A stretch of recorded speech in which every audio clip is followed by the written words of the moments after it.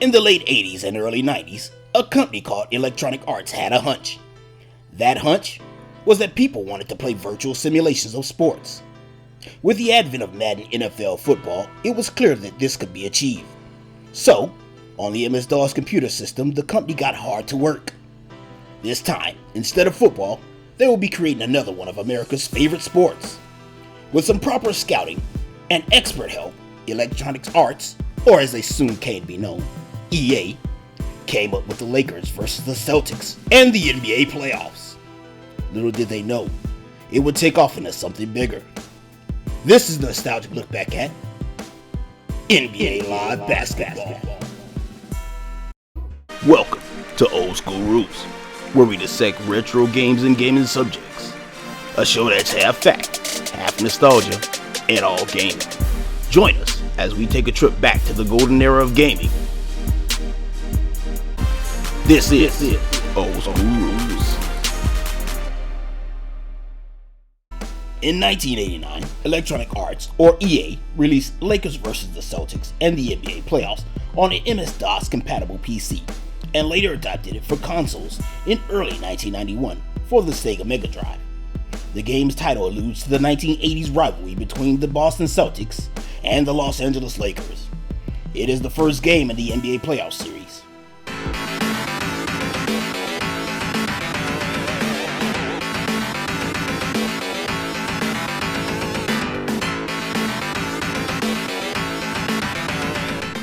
The game was played from a horizontal view, while later versions moved to an isometric view.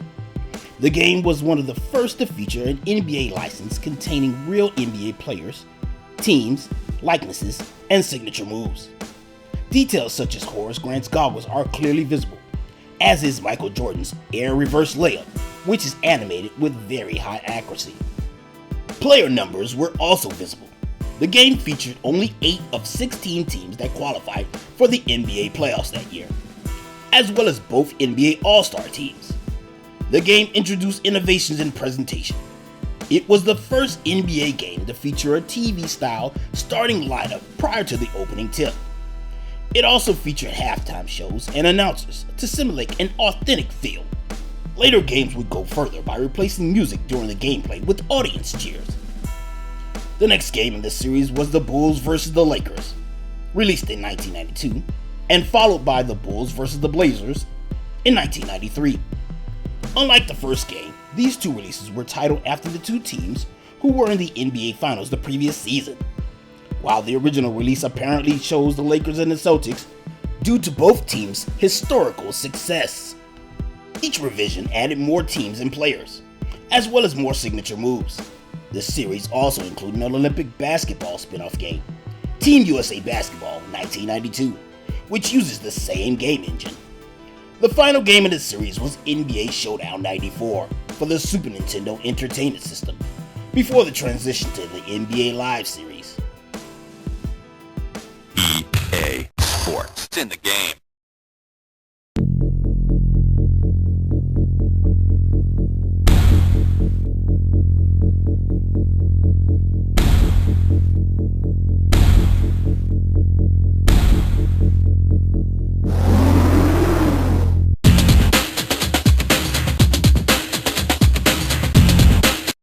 In the fall of 1994, the annual EA basketball release received a simpler title of the NBA Live 95. This naming pattern using the forthcoming year has continued, except for the various use of all 4 digits of the years from 2000 to 2005. Each version's initial release was in the fall near the start of the NBA campaign, though additional ports were sometimes delayed until as late as January or February. The pioneer NBA Live 95 release debuted on the Sega Genesis and the Super Nintendo system, as well as for the MS-DOS operating system. NBA Live 96 included the first 5th generation version, with the PlayStation, and also the first handheld games on the Game Boy.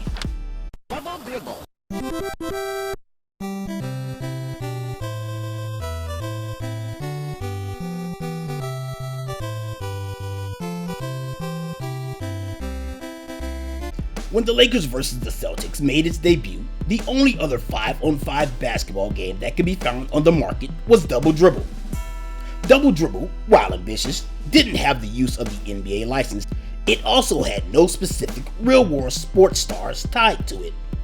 Lastly, in order to dunk the ball, the player had to move into position close to the rim and shoot, which would trigger a generic dunk of sort of motion clip video of a gray player. This meant the defender had no way to challenge the shot once the animation began. Double Dribble was a unique and certainly fun sports title, but lacked the depth due to the aforementioned shortcomings. The Lakers vs. the Celtics changed everything in the world of sports video games. A gamer could identify with not only a real-life team, but also its associated players. It also had the inclusion of special moves for star players. If you wanted to do Irving Magic Johnson's signature finger roll, you could. This was an unprecedented thing in gaming at the time. You also could view mock sports presentation show EASN News, which was its first appearance and made its way to other sports games, most notably Madden NFL. Although no full spoken dialogue existed at the time, if a player took a three-point shot and successfully made it, a clear and audible announcer could be heard saying 3 to confirm the shot. This added to the enjoyment, as very few games had any spoken dialogue back then. In the respect of being better than Double Dribble, you could challenge shots in a dedicated manner. The player could also steal the ball with an assigned button. Things like this couldn't be achieved in games before the Lakers vs. the Celtics. EA Sports titles had changed the face of gaming with these innovative and diverse mechanics. Upon its change in title from the Versus series of games to the NBA Live series we now know today, many things began to evolve. Starting with the first NBA Live title in 1994, EA removed the signature moves of players. EA also changed the court perspective, as before things were all horizontal. An isometric on-court perspective was implemented. NBA Live 95 also featured the T-meter for shooting free throws and the turbo button. NBA Live introduced, for the first time in any sports title, free agent pool, creative player, virtual stadium technology, multiple camera angles, alley-oops, block dunks, and mid-air passes. All of these things are commonplace in basketball games today, but before this time couldn't be performed. To the hoop, y'all. Get live. 2003. Though a good number of basketball game titles preceded what is now known as the NBA Live series, none could match what the initial title of the Lakers vs. the Celtics brought to the table. All basketball games as they exist today, and to a further extent, video game sports titles, have taken something what was first premiered in this game series. To say its sphere of influence is great would be an understatement. Even Madden NFL football took cues from the early NBA Live titles at some point.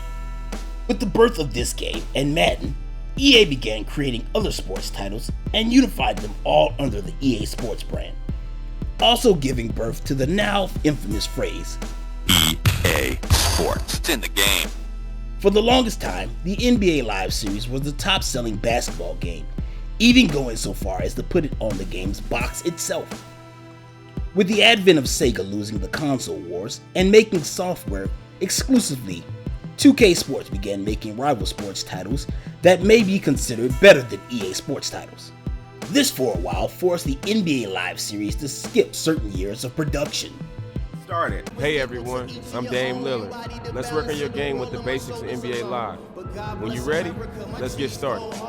After exploring the storied history of the NBA Live franchise, there is no doubt on its lasting impressions for not only sports games, but video games as a whole. EA was at the forefront of innovation and authenticity with its inception of the Lakers vs. the Celtics and the NBA playoffs, and for a long time settled for no less than accuracy. Though many gamers who play sports titles consider NBA Live to be an inferior product to that of the 2K series of basketball games, it's safe to say that the genre might not have been shaped the way it is now if it had not been for the NBA Live series. Things may not seem as live as they once were for this title, but for the future, things look promising. Maybe one day, in the near future, Live will live up to its namesake once more. That's it for this episode of Old School Rules. Join us here at Gaming So Spectacular next time as we cover co-op, from multiplayer to the internet. Thanks for watching, everybody. And as usual, if you can't be good at it. There are 0.9 seconds left. The play wasn't for me, but I wanted it. The inbounder's eyes weren't on me, so I clapped to get his attention. When I hit the shot, I turned around and saw the excitement on my teammates' faces. It was a moment that I'll never forget. It took a lot of hard work and practice to get to that moment and make the play, but this is still the beginning of my journey to becoming a superstar in the NBA.